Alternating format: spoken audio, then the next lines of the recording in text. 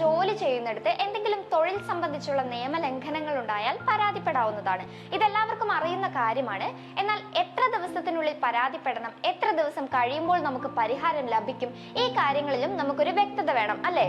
തൊഴിലാളികളുടെ ഭാഗത്താണ് നിയമലംഘനമെങ്കിൽ തൊഴിലുടമയ്ക്കും മാനവ വിഭവ സ്വദേശിവൽക്കരണ മന്ത്രാലയത്തെ സമീപിക്കാൻ വേണ്ടി പറ്റും. പരാതികളിൽ 14 ദിവസത്തിനുള്ളിൽ നിങ്ങൾക്ക് തീരുമാനമുണ്ടാകുന്നതായിരിക്കും. തൊഴിൽ തർക്ക പരാതികളിൽ ആദ്യം സമാധാനപരമായ ഒരു കോംപ്രമൈസിന് മന്ത്രാലയം ശ്രമിക്കും. ഇതിന് സാധിക്കാതിരുന്നാലാണ് കോടതികളിലേക്ക് കൈമാറുക. അനുനയത്തിന് ഇരുകൂട്ടരും തയ്യാറായാൽ മാത്രമേ ഇങ്ങനെ ഒരു കോംപ്രമൈസ് ചെയ്യാൻ ശ്രമിക്കൂ.